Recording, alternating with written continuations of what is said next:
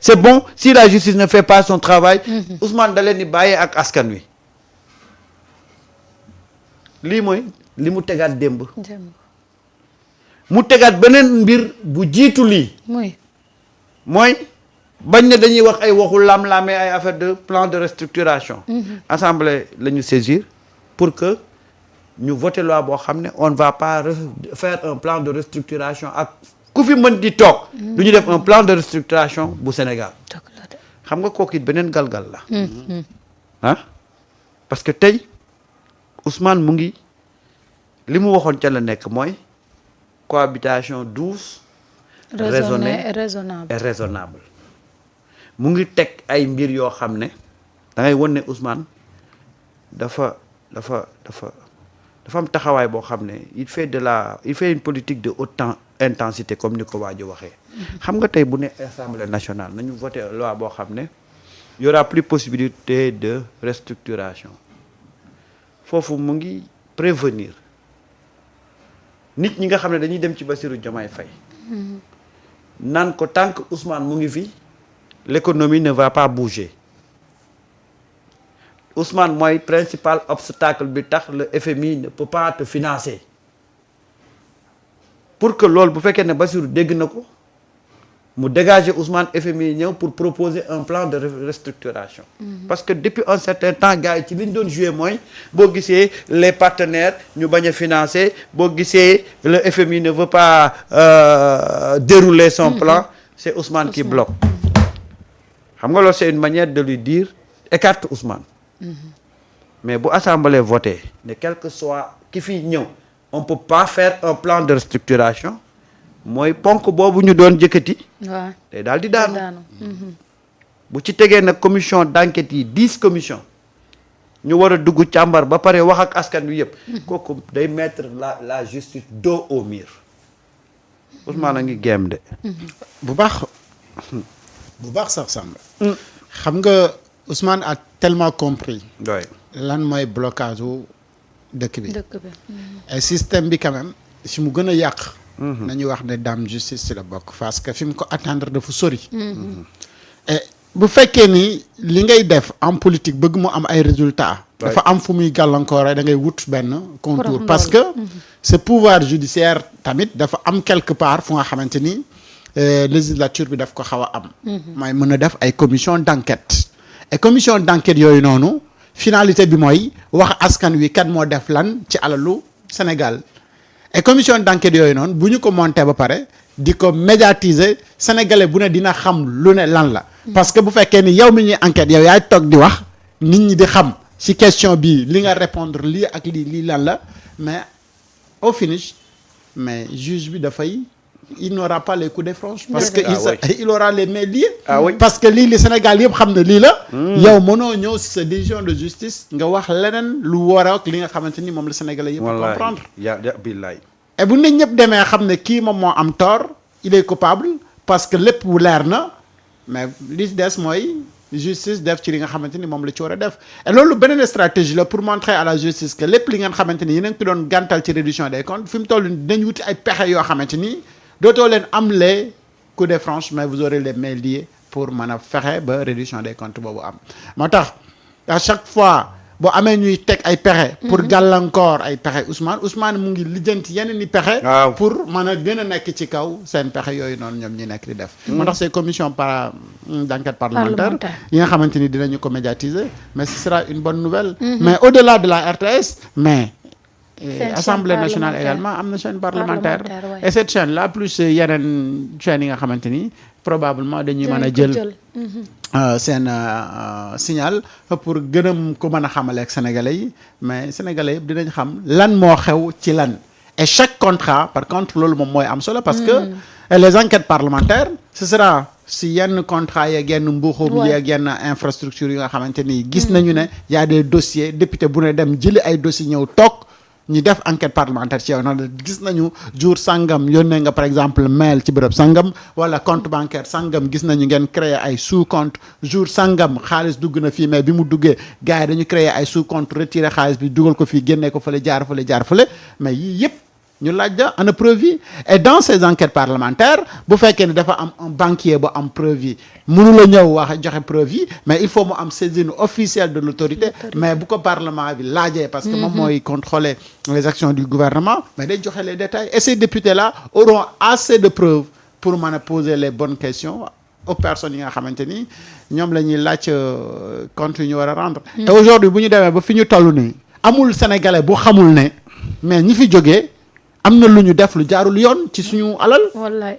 mais jusque là pourquoi mënuñu am réduction des comptes fan la mbir yi bloqué woo. donc il faudra nga xool yeneen système yoo nga xamante ni da nga koy contourner ba nga xamante ni di nga mën a gérer loolu mais mieux bu commission parlementaire yooyu amee. mais ñii di nekk di gérer nii actuellement. parce que le parlement moom mooy contrôler les actions du gouvernement. mais ñii fi nekk nii. mais amul kenn koo xamante ni di nga ñeme. def naka sudul noonu ndax boo defee naka sudul noonu mais benn commission. d'enquête parlementaire fekk la fa. ne la sa waay kaay yow kat dañ laa jox bërëb sangam wala dañ laa jox marché sangam dañ laa jox nangam. marché bii da nga ci waroon def lii ak lii ak lii mais gis nañu ne lii wala constaté nañ ci ay surfacturation wala nangam sangam et il y a cette loi. bi nga xamante ni dugal nañ ko. mooy lanceur d'alerte. ouais et lanceur d'alerte boobu noonu. mais fi mu toll nii ñoom am nañu ku ñu fu ñu lancer seen alerte.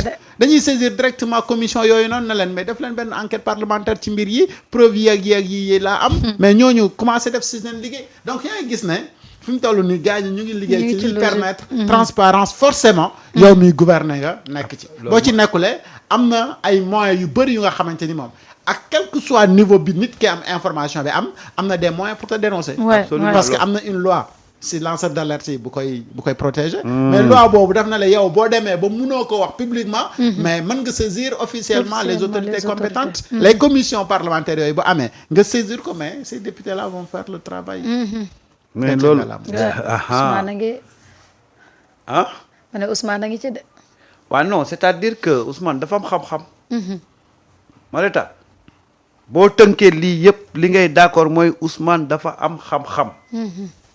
Ousmane dafa mën politique Ousmane dafa mën gérer état yooyu yëpp yàlla da ko ci may macha allah ci wàllu état Ousmane mu ngi teg ay actes yoo xam ne mais chaque jour que da ngay louer ingéniosité à gérer un état. ci wàllu politique nga gis ko ni muy tegee ay actes. nga ne Ousmane ci politique rek la mënee finalement da nga naan Ousmane ci lu mënut. loolu ngay poser Ousmane ci lan la mënee wut. parce que tey il a voulu que li nga xam ne décelé nañ ko ci réew mi. mu jaar ci yoon bu normal bi mooy corps de contrôle yi. def seen enquête génne seen rapport déposer ko fi ñu ko war a déposer ñu diligenter ko au niveau de la justice. de la justice ouais. Ousmane bu sañoon noonu lay demee mais il a vu que ci côté boobu c'est pratiquement mort loolu moo ko indil woon sax mu taxaw assemblée. ne amatuma yaakaar ci reddition des comptes. waaye amatuma ci yaakaar ça veut pas dire que je laisse tomber foofu mooy différence bi ndax keroog ba Ousmane ne amatuma yaakaar ci reddition des comptes ñee tiitoon ci reddition compte dañoo commencé woon di jubiler mais dañoo fàtte ne Ousmane bu leen ne awma yaakaar ci reddition des comptes waxu leen ne pare naa ci je laisse tomber waxu leen ko de booba mu ngi leen di wutal beneen yoon léegi nag Ousmane da leen di jaxase ak peuple bi ci naka ba pare mettre la justice dos au mur yow commission d'enquête yi parlementaires yi bu ñu génnee ba taxaw ba def cette enquête ba génnee wax peuple bi tout le monde saura que ñii lii lañ def léegi nag peuple bi day xaar justice comme dañ ne la justice est rendue au nom du peuple waaw xam nga Ousmane stratégie bi muy def nii tam Samba waaw li Ousmane yer mbët xool ko ci contrat yi mu génne ba démb mu génne 2 documents exposé ko wane ay preuve ne dafa am corruption te yooyu yëpp si ki nekkul ne transmettre nañ ko ñenn ñi si waroon def seen liggéey mooy les corps de contrôle def nañ seen liggéey yëpp annexé si ay preuve yu nga xamante ni moom mooy épingler ay nit te amul benn suite mais ginnaaw gis na ay mbir yu bon yoo xamante ni yii tax nañu war see mën a tëj ay nit te ñooñu ñu ngi lambar si mbedd mi mu ne xaaral ma wut meneen pexe. pexe moo xamante ni dina gën a efficace gën a efficient rek. ba fi mu toll ne amatul benn sénégalais moo xamante ni mooy laam léegi nag yow mi nga xamante ni yaa yellool jàpp ak bàyyi boo jàppee nit ñi xam nañ soo bàyyee nit ñi xam nañ. léegi bu boobaa au delà de ki def dinañ xam ne am na ñeneen ñoo xamante ni it ñooy làq ñuy def te bu boobaa xam naa ni mais kanaa dara du la jaral ñu ne yow dossier sangam enquête parlementaire bi ñëpp gisoon nañ ko seetaan ko gis ne kii mooy coupable bi mais bi mu ñëwee si sa loxo da nga bàyyi mu dem ana lan moo xewoon. gàcce. parce que bu boobaa. sa tour day dugg ci ñi nga xamante ni mooy juge yooyu noonu kenn du am si ñoom confiance. kanaa loolu dara du la ko jaral loolu mooy beneen alternative bi nga xamante ni Ousmane xool na ko ba pare rek pousse leen ba ci mur bi bàyyi leen foofu. na leen léegi débrouillez-vous. loolu mooy stratégie bi xam nga stratégie bii nii ça me rappelle la stratégie de Wade. ci parti socialiste. Ablaye Wade bi mu ñëwee en 2000 Ablaye Wade dafa won askan wi yëpp ne gis nga responsable yenn ci responsable parti socialiste yi nii lañ def réew mi dañoo caxat-caxatee alalu réew mi c'est-à-dire que Ablaye Wade da leen wone ba nit ñi xam ne ñii ay sàcc lañ Ablaye Wade baal leen ñu nekk ci dëkk bi moo tax de 2000 à 2012 le parti socialiste s'est battu pour se relever mais mënutul woon relever parce que Ablaye Wade dafa jël kilifa parti socialiste yi jaxase leen ak askan wi ne leen ñii xam nga ñii ay sàcc lañ mais man ci sama xol bu rafet man maa leen baal c'était ça la stratégie de Ablaye Wade léegi nag ku ci bëgg a wax dañ naan la yow sàcc nga bu Ablaye Wade bu leen toppoon rek yéen a ngi ci biir kaso bi c'est comme ça que Ablaye Wade a tué le parti socialiste boo xoolee bi mu yegsee y avait des ay convocation ñuy jël ay hauts dignitaires di leen entendre à la DIC ba yenn heures yi xoolal Ablaye Wade bàyyi ba affaire yi tàkk ba tàng Ablaye Wade xëy xoolal ne nañ teg lépp ci suuf mais booba wili pande na leen ak askan wi léegi nag gars yi nekk ci biir dëkk bi ñemewuñu wax parce que fu ñu buggee wax rek leen sàcc ngeen peuple bi ne leen yéen amu leen lu ngeen wax ay sàcc ngeen c'était la démarche de Ablaye Wade effectivement et ça a porté parce que Ablaye Wade li mu fi nekk yëpp Ablaye Wade n'a jamais été inquiété par le parti le plus puissant à l'époque mu nekkoon le parti socialiste d'ailleurs après Ablaye Wade en a profité pour ouvrir benn brèche gars yi di ñëw gars yi di dem di transhumer en fait c'est ça que Ablaye Wade a réussi Sonko il est venu il a voulu vraiment gérer les choses et faire passer les choses si circuit orthodoxe yi mooy que ñu def enquête génne rapport jox ko ñiñ ko war a jox mais après des années Sonko a compris que bu dee yoon bi rek du dem et il l'a dit et il l'assume mais Sonko ne lâche pas xam nga Sonko boo ko xamee mooy ñooñu nga xam ne bu ñu xasee ba jàpp duñu bàyyi man keroog bu muy taxaw assemblée naan amatuma yaakaar ci reddition des comptes au fond de moi dama ne il est en train de bluffer kii li muy wax nii mu ngi wut beneen Sonko du bàyyi parce que c'est une promesse qu'il a tenue boo xam ne qu'il a faite aux Sénégalais et aujourd'hui comme ni ko Alioune Top waxee Sonko dina fexe ba ñi nga xam ne ñoo luubal alalu réew mi danañ ne fàng ci réew mi askan wi di leen gis di leen ko xoolee et foofu bu ñu fa tollee mais la justice sera obligée de faire son travail tout à fait parce que bu boobaa nag peuple bi ñooy demander à ce que ces questions-là soient réglées bu boobaa Sonko xolal danaan def naa la ma waroon def li si des nag mu ngi ci kanamu yoon bu ko defee day mettre la justice devant ses responsabilités ñu appliquer baax na ñu appliqué wul baax na mais ça va dédouaner Ousmane Sonko que au moins Ousmane Sonko mi nga xam ne dafa defoon promesse pour cette question de reddition des comptes là def na ci lim ci waroon def yépp bu taga témbee nekkatul ci ay loxoom su ko defee vis-à-vis de la population Ousmane population bi dinañ ne ko kat du yow de ndax bu doon yow rek cette question là réglé nañ ko bu yàgg effectivement bu doon moom la rek. waaw kon instant bi kenn waxatu la wax pour réduction des comptes. Déedéet. kon ñu ngi ci leneen. kon mais xoolal Sénégal fi mu jaar ba fi mu yegg si. ak ñi nga xamante ni tey dañu jël xaalisu Sénégal luubal ko.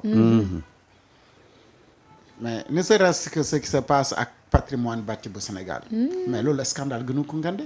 bu rëy et sax képp koo nga xamante ni da nga ci laale. non kooku dañ la war a yóbbu à la barre ñu atte la parce que da nga tooñ Sénégal pendant des décennies nga yor alalu Sénégal dëkkoo fa sax liggéeyaloo Sénégal ci période boobu defar ko di ko loué di jël xaalis boobu di dugal sa poche. boobu noonu de.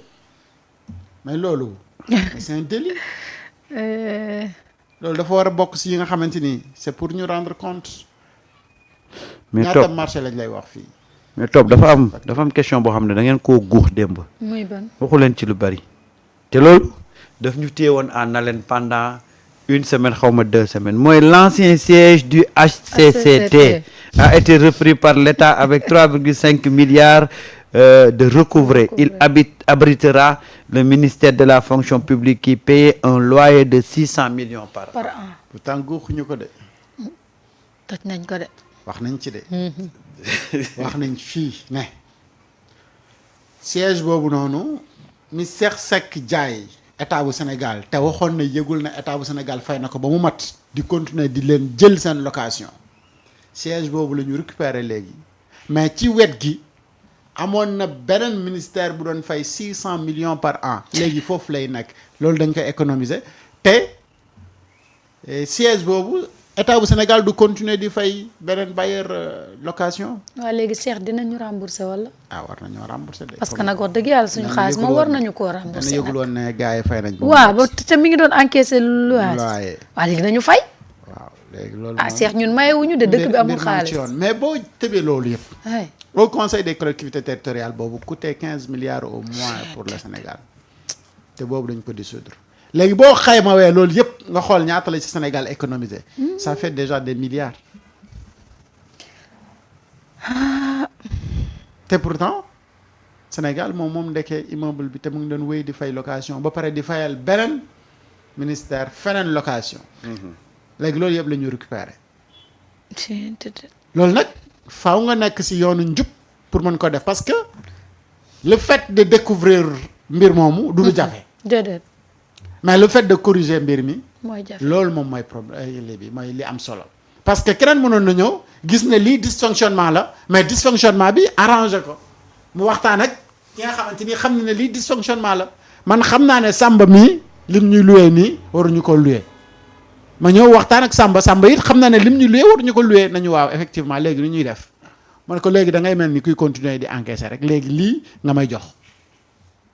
ñu bàyyi foofu noonu dysfonctionnement bi Sénégal di subir mbir yi comme si yow gisoo woon dysfonctionnement bi. mais le fait de nga gis dysfonctionnement bi ba pare corriger ko. loolu il faut nga am courage et il faut nga nekk ku honnête pour nga def ko. wallaay et il faut nga nekk ku ñeme également transparence dans la gestion. pare nag am na beneen mbir boo xam ne it jotuñ koo wax mooy siège Nations Unies ba. location ba ca corniche ba ca. ginnaaw non bi ñu tabaxal Nations Unies. waaw Diamniadio xam nga ñu ñoo ko tabaxal Nations Unies. waaw def ci xaalis bu weex tàll. Nations Unies ñëw nekk fa ne faax. léegi dañ koy bokk ak Nations Unies. Nations Unies di am lu muy fay état bi di ci am lu ñu ciy encaissé ak lu muy entretenir li nga xam ne moom mooy tabax boobee. on a renégocié ce contrat là. mooy dëgg de. parce que nag dañ ko tabaxoon te di ci gën a grave mooy ñun dañ ko tabaxal Nations Unies ci suñu xaalis ba pare jël ko jox ko Nations Unies doon loué c'est-à-dire que dafa am foofu yëfi waa ba jiiba yoo xam ne dañ koo def mais léegi nag l'État s'est débrouillé de telle sorte que non seulement du Nations Unies rek mooy nekk foofu mais y aura une entité une institution boo xam ne moom mooy ñëw nekk ci biir bâtiment bi bokk ak Nations Unies. man de réew mi dama jaaxle sax. dama xam ne ñun suñu foncier yi ñu naan la ay dañ ko accordeel à des privés sans réel bénéfice pour l'État ba pare naan la 19 contrats analysés 8 ont été renégociés. Récupérant 25 milliards de francs CFA à deux sont en finalisation. waaw. Elimane Pouye ne la l'État a repris une vingtaine d'immeubles cédés de façon opaque à des individus incompétents valant plus de 50 milliards, waaw incluant des villas à Cité Faysal, Mermoz, Point E, Fann Résidence, avec des baux illégaux de 99 ans à loyer symbolique 60-80 000. waaw c'est dossier Faysal boobu nag toog maîtriser na ko. villa nga ne ñaata lañ ko doon loué. 60 ak 80 000. waaw villa yooyu ñu doon loué 60 ak 80 000 xam nga ñaata la bi ci gën a gàtt. bi ci gën a ndaw. waaw 300 mètres carrés. espace bi ci gën a ndaw. waaw 300 mètres carrés la R+1 am jardin am lépp commodité yëpp nekk ci biir. 60 000. waaw xam ne fii ni pantre léegi parcelle mënoo boo amee 60 000 mënoo sax doo ko am.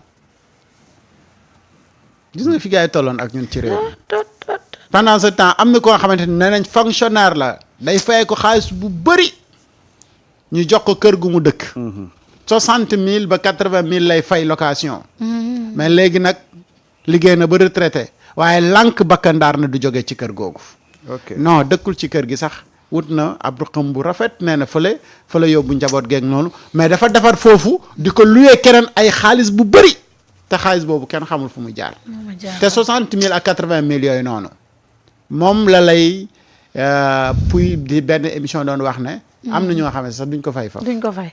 ñu ngi yor ay arrière